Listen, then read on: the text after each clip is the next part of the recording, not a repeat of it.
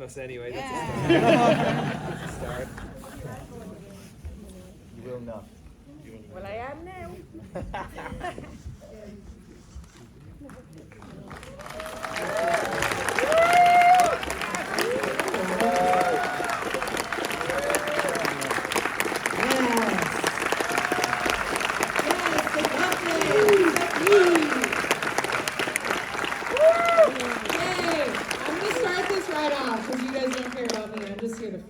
Hopefully good questions. My name is Carol Werner. I am your very grateful moderator tonight. So happy to be here with the wonderful cast and creator of The Banshees of Inisherin. Please welcome writer-director Martin McDonagh, stars Colin Farrell, Gleeson, and Kerry.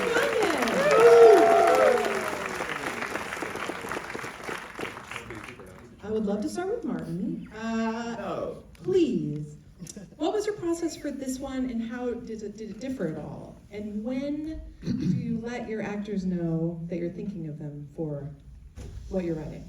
Well, this one was kind of an unusual one because there was a version of this written 8 years ago, I think, which was sent to the boys, and we all agreed it was rubbish. I loved it, but my bar for success is obviously lower than his. But I kind of chucked it in my mind up until 3 years ago, and I reread, I think all of it, but the first 5 pages weren't totally shit. So I kind of just went back, and the first 5 pages were basically him saying to him, don't want to be friends with you anymore. So I kind of kept that and just sort of went into the sadness of that and tried to get rid of the plot. Well, definitely got rid of the plot from the first one. There were like shootouts and lots all manner of crazy shit in it. Did you read that one, Kerry? Yeah, and I liked it. Yeah, and Siobhan died. Remember at the end of it, she died. Yeah. It was a really good ending and I was in a chair with a gun in my hand. I bled out, and my character wasn't dull. He was kind of cool. And this is why the director has to take control of this. We're here, aren't we, guys? Jesus. Do you as actors like hearing early on that he's considering you for something, or do you kind of want to wait till you have a full-fleshed something to read, like from start to finish? Well, my reaction to the script was anything from Martin is always really exciting, and I remember we had a chat about it afterwards, and I didn't know what to explore within Colin off the script that I read. The first one, didn't it? The first one, yeah. So I was a little anxious because I said, okay, he's just basically a dick. Me? Or but I like working for him. And, no. Just the character, I couldn't find anything to burrow into really, other than, and then I remember feeling really bad because we went for a meal and we were chatting about it, and then at the end of it I said, look, if you want me to have just kind of, you need this kind of wall for things to bang against, I'd always be more than happy to work with Martin, and but I didn't know what to do exactly other than what was on the page, and then it went away, and that for me was, my tongue was hanging out basically for about 4 years after that, wondering if it would ever re-emerge. Well, you can talk about it, Martin, but what came back was completely, from my point of view, a selfish point of view as an actor, was, I can remember just the exhilaration of it. So I love being involved as early as possible. The problem is that you let yourself in for the disappointment that mightn't happen, but I love it myself. Do you, Paul? Yeah, same. I mean, Martin doesn't invite you into his process early on, really, but to tell you that he's thinking of something and that he'll get back to you. It's not like he goes, here's the scene, what do you think of it? That would be a disaster, wouldn't it? He's far better than that, and he's got much more self-belief, and he's on his own journey, literally on trains, planes and automobiles, and he looks at the world around him and he draws from the world and he has his process. But when I read I honestly did, like Kerry said, I thought the first script was fucking great. I was so ready to sign off on it and do it, and the character was really cool. And it was lovely to know that the part was written for myself, for Brendan and Kerry and Barry, until I read the script and the character was let dull, and I was like, you wrote it for me? Really? Okay. But, yeah, but nobody knows except you wise thing, you. But I The second version, the version that we ended up making, that came through Brendan's email and my email about 3 years ago, it just made me more nervous than the first one, in honesty. It was more personal. As Martin said, he took a lot of the narrative out of it, a lot of the story and a lot of the plot and the shootouts, and there was somebody coming from the mainland over to the island and all that stuff, and he really simplified it. And as happens sometimes when you simplify with the intelligence and the imagination that Martin has and the brilliance that he has, simplification allows things to go deeper and actually, ironically, become more complex, and that's what happened with the script. So I was just more nervous when I read the version that we ended up doing, but in a really good way. Yeah. How about you, Kerry, before we move on? Are you sorry I hadn't died? When you got... Well, it was a really good ending. I don't mind either or. Whatever, Martin. You know, I don't have a preference or at all. You know.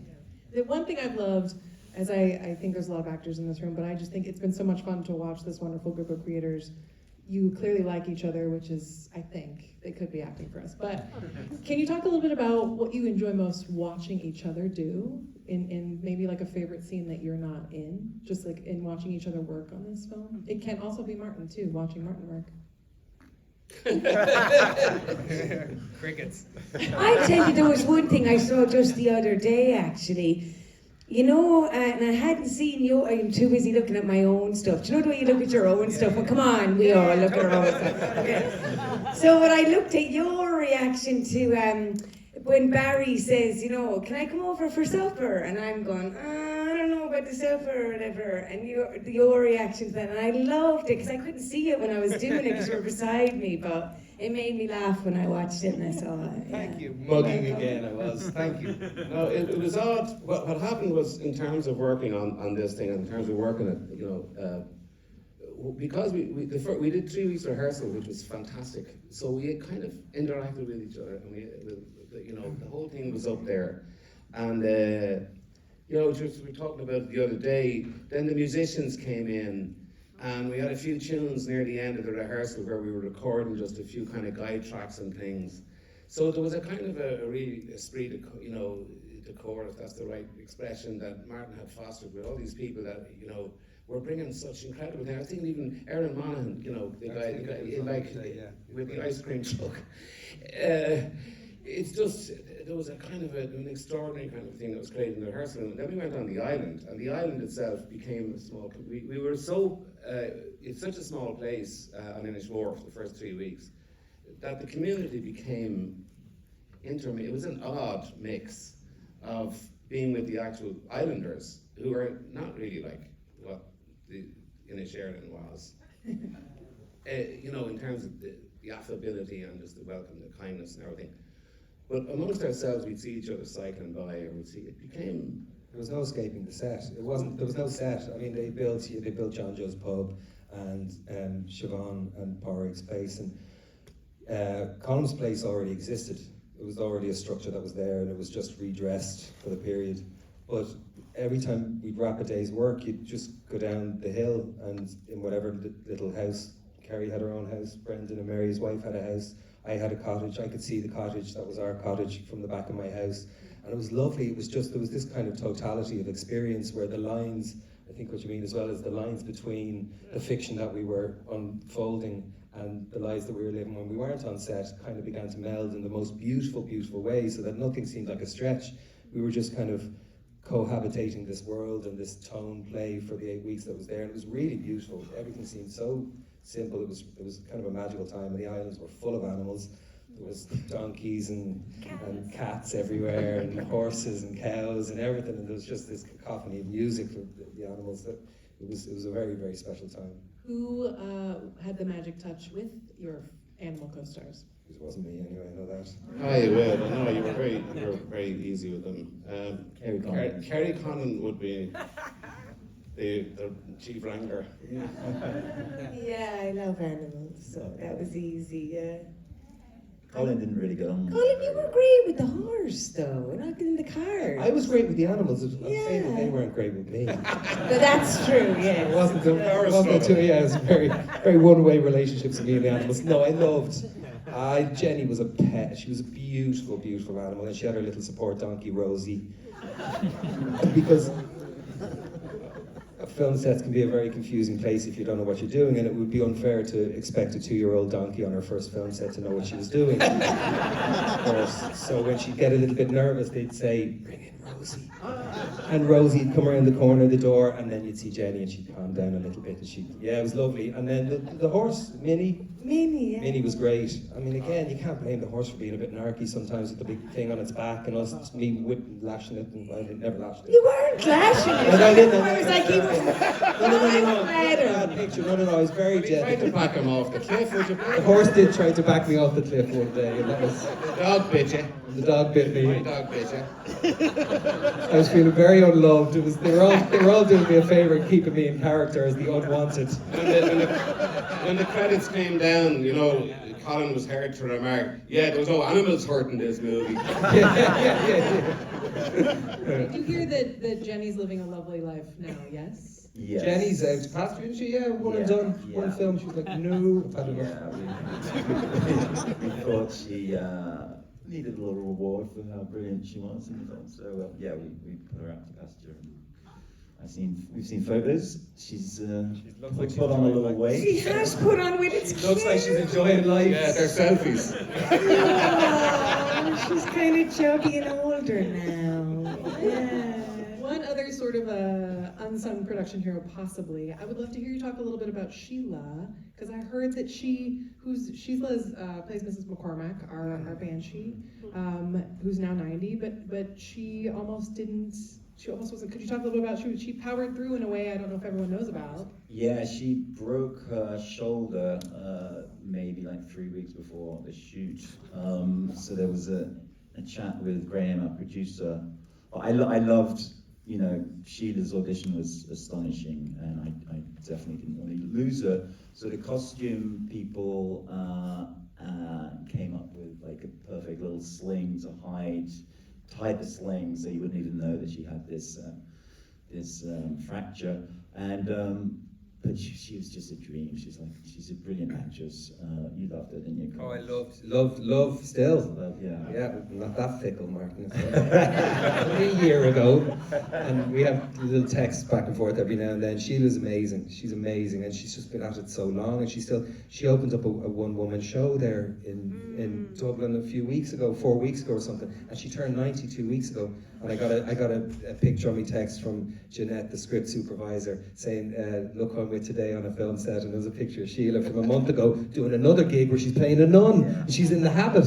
I mean, what a legend. She told me how she hurt herself. She showed, like, absolutely shamelessly, kind of showed when we went in at the beginning, when she arrived first, and it was completely black and blue. She was destroyed. And there wasn't a whimper out of her, but all she could say was that she thought that she would lose the gig and this might be her last gig. And that this was like a dream for her, and she thought she was going to lose it. And Martin was so kind in his dealings with her and said, "No, we're going to stick with you." And she was so grateful and absolutely loving it. But a real trooper. Yeah, she was magic. She was seriously hurt, wasn't she? Yeah. And there was never a whimper. She was magnificent, and her last gig. Yeah, seriously. She's got an album coming out next week. She's so brilliant. I mean, she's so inspiring. So inspiring. I mean, and really loving it. And she's like, you know, if she said, "Whoa, I think I have my best years ahead of me," you wouldn't, nothing funny about it. You go, "Yeah, you probably actually do." Yeah. I mean, she's still at it and loving it more than ever. And I know this was such an important job for her, of course, and her seeing, like, we're going to the SAG Awards, whatever, in a couple of weeks and all, and best ensemble, but this isn't the ensemble. I know, Do you I what I think mean? that too. Do you know, I it's wish not they could like, be there, I wish I the 15 or 17 or whatever the thing is, because I mean, everyone, as Brendan was saying, everyone brought so much life and so much integrity and so much originality and truth to everything that they did. Everywhere you looked on the set. Yeah, Gary Lyde, the policeman, the two lads in the bar, you know. DP, the priest in your scenes. Oh, yeah. Everywhere. Nice. Oh, he gave me a hard time. It's really funny, you know. He was so nervous before, wasn't he? He was really dear, and then he'd go in and he's looking at you as if he's been sitting in that seat for 252 years. He's just a howl, isn't he? But there wasn't a false note amongst the crew. There just wasn't a false note in it in terms of everybody involved in it. Yeah. And that goes to the crew as well. Like, totally. You know, when we know, obviously, with the amount of actors and all that, and it's really, the SAG nominations to me are huge. It's my first SAG nomination, and to be, you know, to be celebrated by your fellow actors and all that stuff means something even more, I think. And as you say, the ensemble being honoured is fantastic. And we're represented, like we're represented. We're represented. Yeah. First time for all three, yeah? Yeah. First time, second lead. That seems crazy to me. Is there, I hate to ask for favorites, because again, this everything you guys have talked about along the end of the whole release of the film has felt like it was an emotional, kind of impactful experience, which is fantastic. Was there one more memorable day filming than others, or something that like... The last day for me. Oh, yeah. The last day on the Strand. Yeah, the beach. The final scene in the film was the last day. Martin left it right till the very end, because we weren't sure of the nature of it, even so, and it was, he felt in it that, well, you can talk about it, but that last day was so momentous, because as we worked our way through it, we still weren't sure where it was going to end up. Yeah. I mean, I guess the scene was the scene, but it was like 2 pages long instead of probably three quarters of a page. Yeah, but I think we shot most of those 2 pages. I remember there was a whole thing where you threw the finger into the he had me put it on with thumbtacks, and he put on this rotten blackout thing back on, and I was making the joke that it was THUMB tax and all that stuff. But it was quite a significant thing for me, because that was there right up until very close, and there was this thing where he pitches it back into the ocean. And it felt to me it could be very significant, because I think Colin was moving on he was trying to get rid of the rancour and the rancid thing that had happened because of our falling out. And I think he was moving into a new place. So all of that chatting of this person who had come out the other end to this person who was just literally going back into the vortex, it was very, you know, it was dicey. We didn't quite know, did we, for a while? Yeah. It was the first time I think I've had a scene where I knew the parts of it. I think you wrestled lots of different versions with it a bit more than anything I've seen, which was lovely, because I imagine, tell me if I'm wrong, of course, that there was such significance in the journey that took place up until then. Siobhan was gone; she was taken care of. Pearl Dominic at that point was gone somewhere else. And it was just the 2 of us kind of really left, and there was so much water under the bridge that even you were wondering, how much do I tip it that way? How much hope do I have? How much do I keep the line drawn in the sand? Yeah. So we shot all of those things, all of those iterations, I guess. But I knew that they all couldn't work. We all knew that they all couldn't work, I think. And it was the balance, and it wasn't until I watched through all the rushes that we found what the balance was.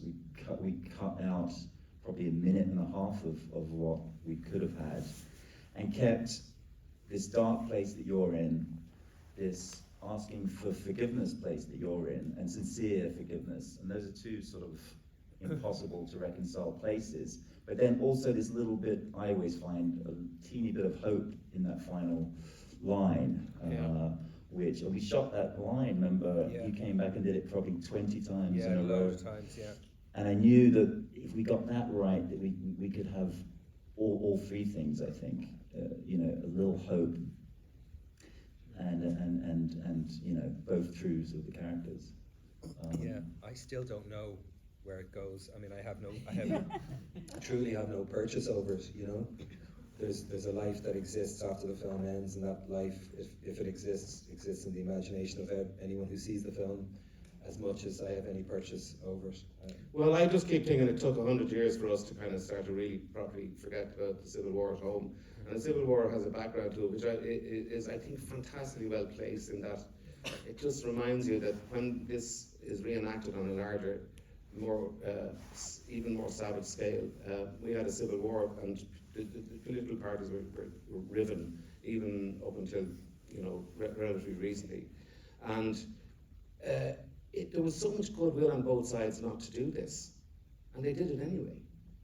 And there was so much pain inflicted that it went on for 100 years. So I want to think that there's hope about, you know, thanks for looking after my dog, any time.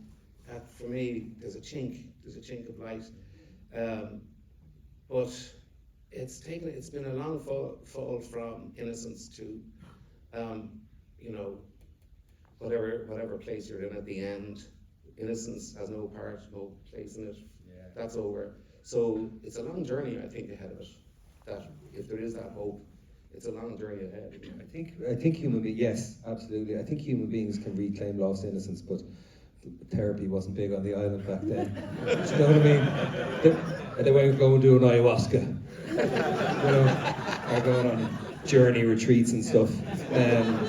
You know, so I think for poor El Porrig, it is kind of, I don't think that the kind of joy that he wasn't even aware was something that he so fully inhabited at the start of the film. I mean, he said, I'm a happy lad and all that, but he wasn't really aware of the profundity of the connection that he had with nature and with the few people in the island, and particularly with you, until, as happens often, that was gone. And when it's gone, I think, I don't think he'd ever access that. Certainly not access that joy again. I could see a world, geez, I find it hard to believe we'd even sit at the same table and have a pint again after it all. I find it hard to believe, but not impossible. Not impossible. And then there's hope in Siobhan's leaving, you know. Yeah, I think You represent hope. Yeah. I know, and I'm the one who's like, there's no way you meet again. I think the whole thing is like totally negative at the end. For somebody who's supposed to, my character's hopeful, in reality, I'm like, no, life's, you know, pretty depressing, and you're never going to talk again.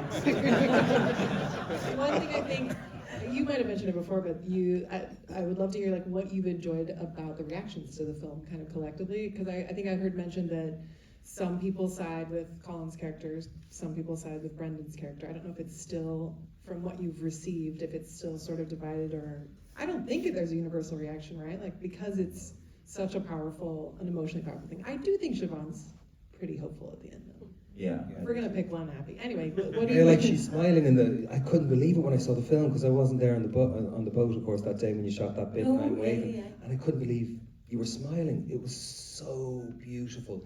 It was like a breath in the middle of this tundra of lifelessness and cruelty and the infliction of all these ill wills that were beginning to actually go out into the community as well. Because for me, you know, one of the most significant things in seeing the film was it doesn't just something that is as against the natural order, or what had been the natural order of things, the natural order being our friendship, when that is torn apart so suddenly, it has, you know, the capability to go out into the greater community, go out, our families get affected, our friends get affected, the workplace get affected, in such a tight-knit community as Inisherin. But then I see you on the boat, and you're just after being sobbing and in such pain and fear for leaving me alone, and then you're on the boat and you're looking up at me and you smile, and I just thought, oh, thank God, there it is, the person that is willing to break the mold, that is willing to deal with her own fear and her own aloneness and potential loneliness, because she believes there is a better life for her on the other side of this.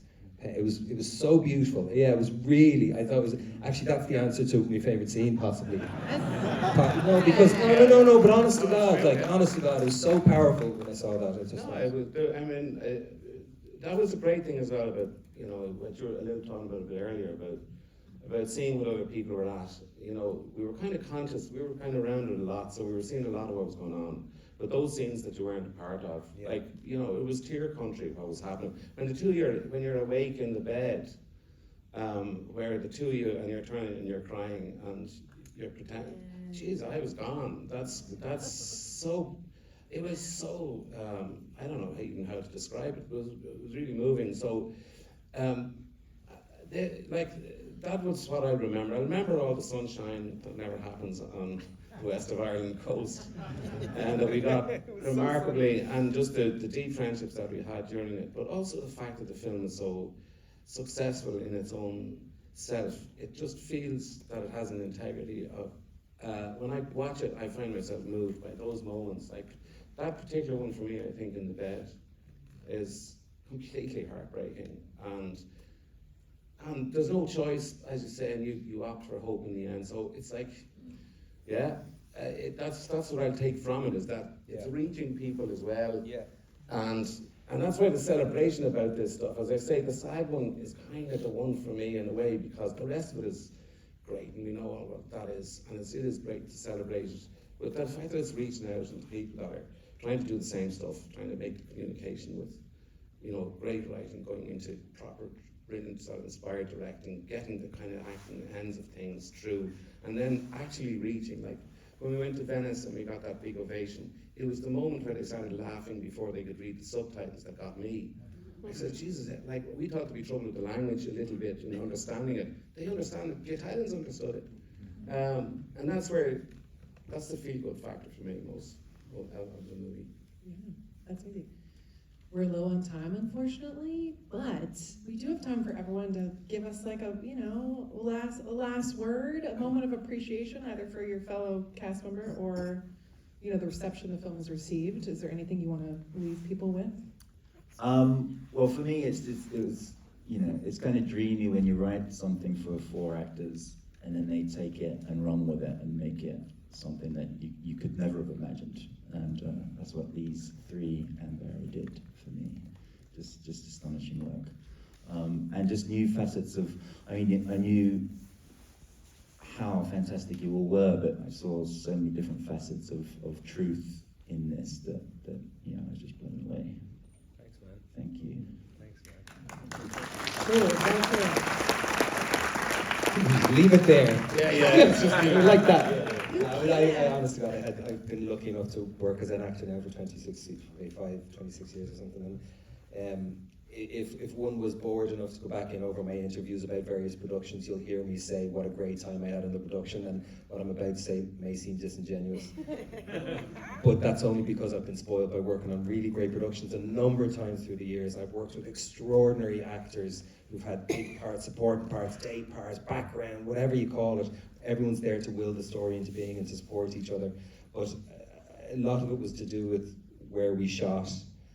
Some of the crew that we shot with, I had worked with on Ballycus Angel, a TV show 20 years ago. It was a real going home for all of us, and the film was about so much, and it all felt very personal for the actors and for all the crew members, and to share, and as well for the people of Inishmore, where we shot first, and then the island of Achill. So, as Brendan was saying, for the film to go out now, it was more than reward to just be there working on this script that Martin had written. And look, it's my 3rd film with Martin, and I couldn't love the man anymore, and I just think he's an extraordinary... I'm really enjoying Martin. I was so thrilled when he got nominated for Best Director for the Oscars. I was so thrilled.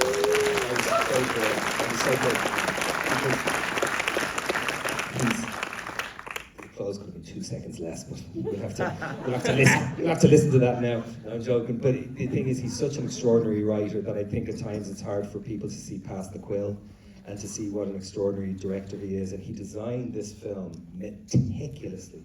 Like from the design of our cottage, even having the back door facing the front door so that he could have that first shot where he comes, you see Siobhan with the clothing from the back door, and then the camera comes up over the thatched roof and you see the island and you see Siobhan. But it was just, but look, all that to say, the extraordinary was, the experience was reward enough, and to get this attention now and to have the film go out into the world and have a life never expected, so grateful for it, and I love all this crew, really. I mean, I think we kind of love each other. There's deep friendships there, which are just lovely to be around.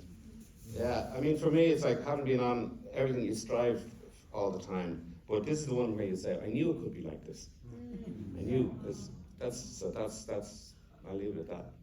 Oh no, what am I supposed to say now? I feel like just singing a song or something. Yeah. Imagine just closing as you all leave, like I'll lament. No, I just think like a lot of the people, all the other actors in it had done Martin's plays over the years, and like theatre doesn't really pay great, and it's kind of a hard slog, and so I was just really glad that those actors got to be in the film, and I think they felt the same, because it was like, yes, now like film's forever, and so it'll always be there, whereas not everyone gets to see the plays, and so I was just really happy that they got to have their moment in the film. Yeah. I'm pretty thankful because I hadn't discovered Kerry before, so I'm just excited to have now really started to go down her CV. There's a lot of great stuff. I know they all know that, but so not to single her out. Thank you all so much for being here. And